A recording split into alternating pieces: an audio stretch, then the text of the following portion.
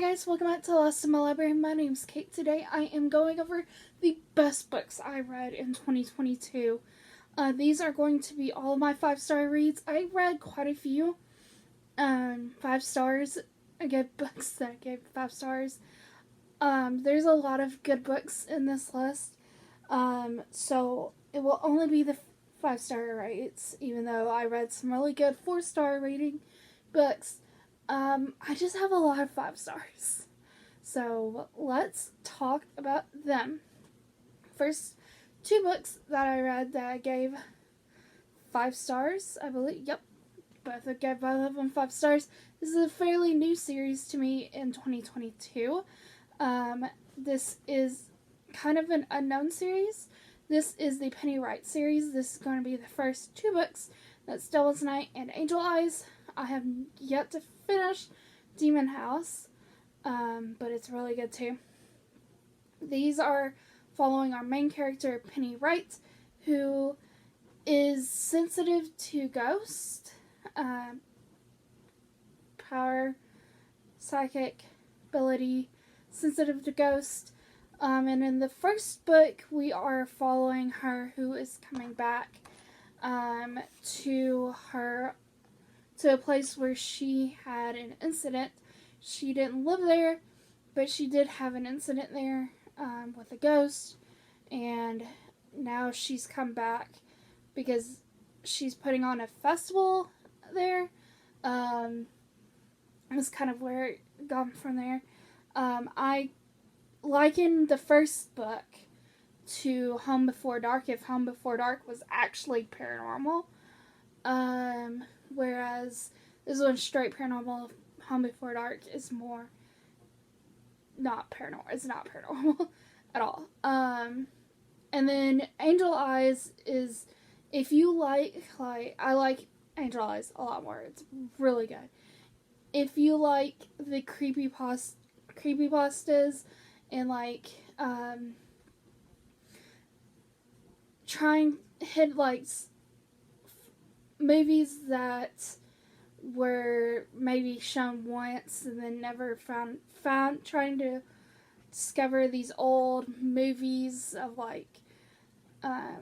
that might have some kind of history behind them by a director who was fairly not super well known, but had a history, had a fan base behind him. I think that Angel Eyes is definitely the book for you because it's trying to figure out what happened to the director mainly, and one of the actors who played in that Lost Media. That's what I was looking for, Lost Media. Agreeing to that, Angel Eyes is definitely for you. It's very good. And then we come to another series that was new to me in the year. Oh, that was a 4-star read. I didn't realize I gave A Good Girl's Guide to Murder 4 stars. Didn't realize I gave it. Shout out to Good Girl's Guide to Murder because that was really good. Then I ended up giving, because I mainly give my nonfictions. I don't know what to rate my nonfictions. I forgot I read this. The 2000s Made Me Gay, which was just a collection of essays by an author of nostalgic 2000 things, and talking about her sexuality. There's sexuality. So it's really good. I actually really enjoyed it if you are looking for a nonfiction with nostalgia thrown in. And then I read The Rise of Jonathan Flight, which I believe was a book that I was like second or third in a series, and I hadn't read the first books prior to that, so I was confused by a lot. I ended up liking it, ended up giving 5 stars. I don't know if I would necessarily give that now, but ended up giving it 5 stars. It's okay. From what I remember, I said I would go back and read the first books to fully understand what was going on. Yeah, it was an arc that I didn't realize that had previous books and that was on me. Then I read Get a Life, Chloe Brown by Talia Hibbert. This follows Chloe Brown, who has a chronic disease, and she has a bucket list of things she wants to do. And Red, who is our main love interest, is very cute.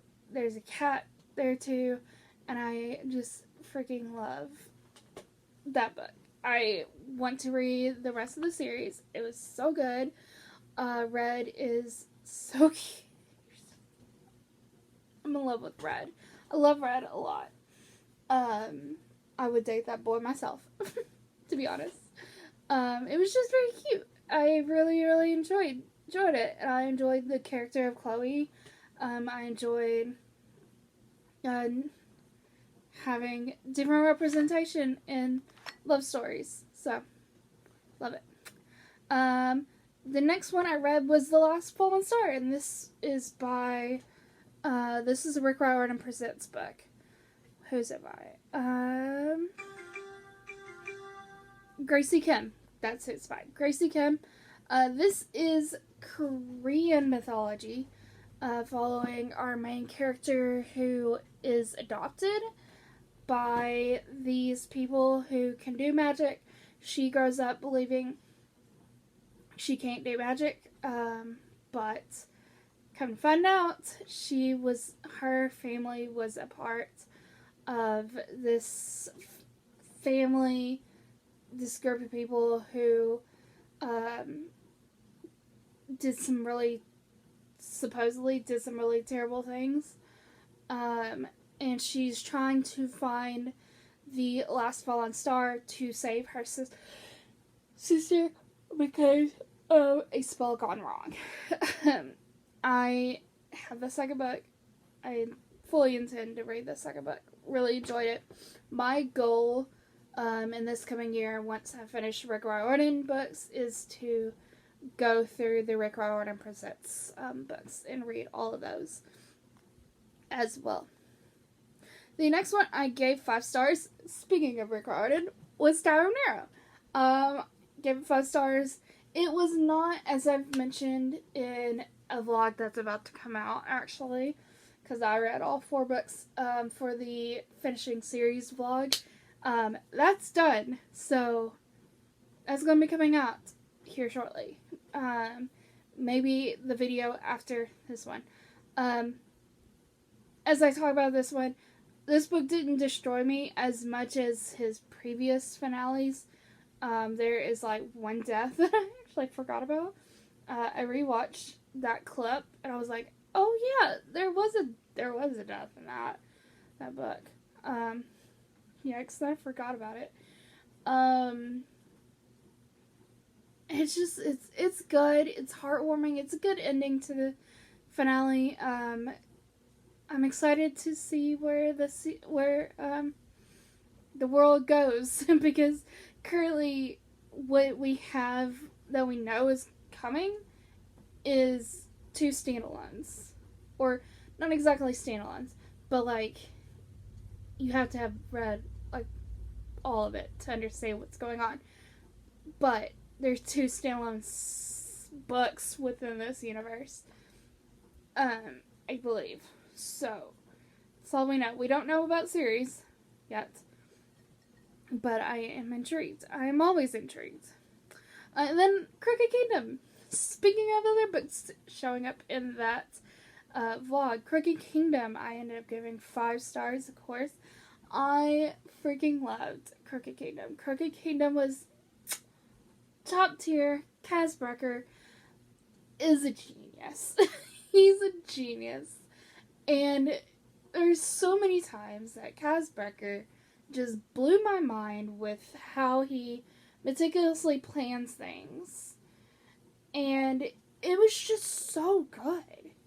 And Nikolai's in there. And y'all know Nikolai was my all-time favorite character in the Shadow and Bone trilogy. He is the best character in that series, that trilogy. And then Kaz Brekker came in and stole my heart. But Nikolai's in there. Yeah, It's really good. It's really good.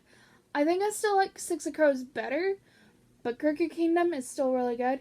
I think what brings Crooked Kingdom down is the main death in it, which I think is just stupid. I'm still not convinced that was necessary. Still not convinced that should have happened. It was stupid. Not gonna lie. And then moving on, I gave Book of Cold Cases 5 stars. I think I would bump that down to 4 stars now, thinking back on it. It's not as good as the Sundown Motel by Simone St. James. This is by Simone St. James, by the way. It's not the best. It's not her best work, but I did enjoy it. It's got that Simone St. James vibe going about it, but I didn't love it as much. So I think I bumped it down to 4 stars. And then I gave Nevermore: The Trials of Morgan Crow. Loved it. So good. This is the start of a series following Morgan Crow, who is a child who is destined to die on her 12th birthday. But on her 12th birthday, a man comes by and takes her to Nevermore, and he, like, as his chosen person to go through these trials. Yeah. So, basically, the whole book's about her going through these trials. It's really good. I am very excited to continue with that series. This is very similar to another book that's coming up that I gave 5 stars. So, hold your horses. It's coming. And then I read The Martian by Andy Weir. I don't know why this took me as long as it did for me to finally read The Martian, but it's so good. It's actually really, really good. I loved it. Like everybody else, I read 2 Andy Weir books this year. I loved both of them. The other one's coming. And, it's just so good. It's about a man who's stuck on Mars, who's left on Mars, and has to learn to live on Mars. I look forward to watching the movie because it's so good. It's scientific without being... It's easy to understand. And it's not so much... It doesn't dumb it down so much that you feel like an idiot. It's so good. And he's so funny. I don't understand how this book is it's so good. It deserves all the hype that it gets. Speaking of books that get a lot of hype, I read The Stand by Stephen King this year, which is massive. I am so proud of myself for reading The Stand this year. I loved The Stand. The Stand is so good. I didn't think anything was going to top The Shining when it came to Stephen King. But The Stand did. And it's just so good. The characters are so good. The ending kind of falls flat. But after a certain death of a character who I love, very much love, after that character dies, things kind of fall apart. But it's interesting. It's a book, it's post-apocalyptic novel about a virus, interesting, that comes and wipes out a lot of the United States. But everything falls apart. Government falls apart. Society falls apart. And we follow multiple groups of people who eventually get together. And, there's, 2 main cities. There's our main group of people, and then there's the Shadow Man, the dark guy, the devil, basically.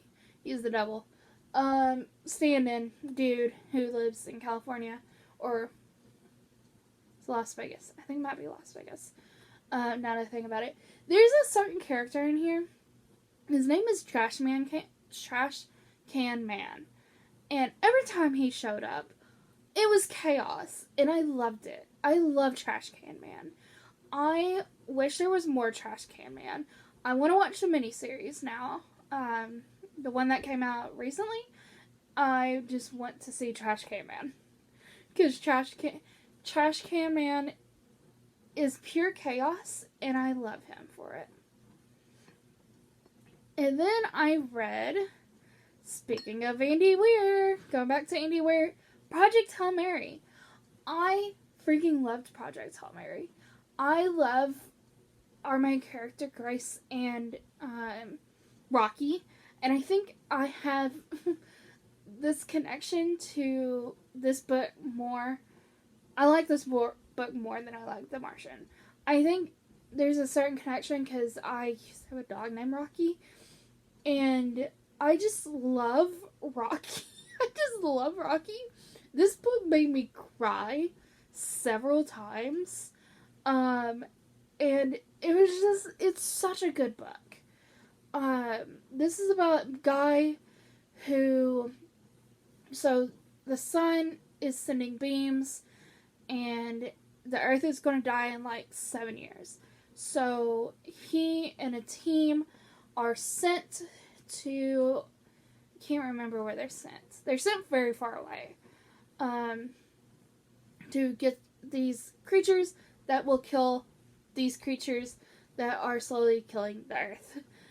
But his two teammates actually die while they're on their way there. But he survives, and he ends up meeting Rocky, who is from a different planet, who's very interesting because he speaks in music. So a lot of it is learning, our main character learning how to speak, have conversation with Rocky, who's an intelligent being, who's this like spider creature thing. I love him so much. I love Rocky so much. I heard that the movie rights have been bought for this. Very excited. And then I read Conjuring of Light, which I give 5 stars. Might be closer to like 4.5 stars. I didn't love this as much as I loved Gathering of Shadows. It's slow. It's very slow. Getting to where it's getting. But it was still a fairly good ending. I do know that she's planning a sequel series. So I will pick up the sequel series when it comes. Because I am a fan of E. Schwab. And then I read The 7 Husbands of Evelyn Hugo. This book surprised me that I liked it. I love following Evelyn as her life as an old Hollywood star, being a person of color, being a woman, being someone in the LGBTQIA plus community, being an old Hollywood star, and it's just so fascinating watching her life and seeing all the tragedy and all the high points and low points of her life. It's so good. It's so good. And the secret mystery of like trying to find out why Evelyn chose this journalist to write her life story it just makes sense at the end of it all. And it's so good. This book's so good. I love it dearly. It surprised me. Didn't think I was going to like it as much, but I did. And my last 5-star rating is similar to Nevermore. It was similar to Nevermore, but it's good in its own right. That's Amari and the Night Brothers by B.B. Austin. I heard so many good things about this, I just knew I had to eventually read this book. It is so good. It's also about trials. So our main character, Amari, her brother, Quentin, goes missing, and she is left wondering what happened to her brother. and these people from the magic realm come and are like, hey, we're going to train you. Quentin actually nominated you to go through training, so we'll take you, go through training. And she's training to be an agent, like her brother was, so that she can go and hopefully find her brother.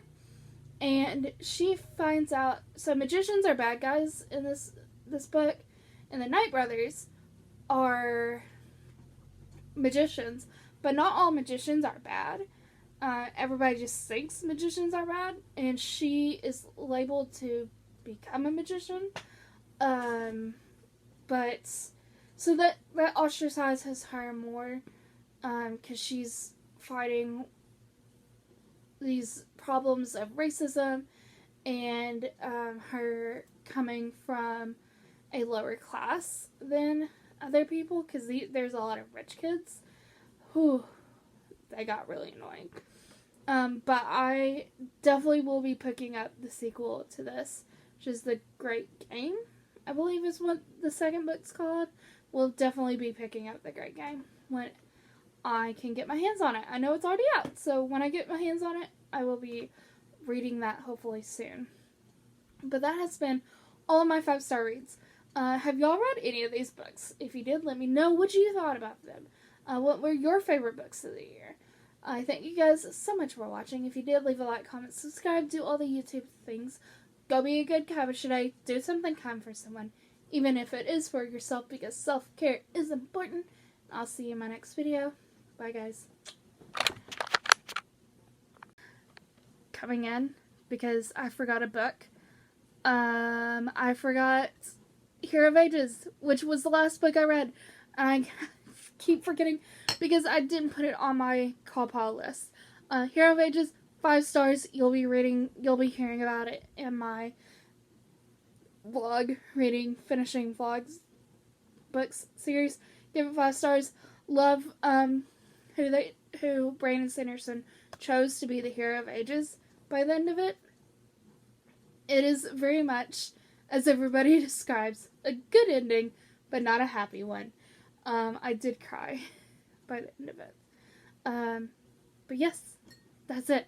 Alright, now you can go. Bye, guys.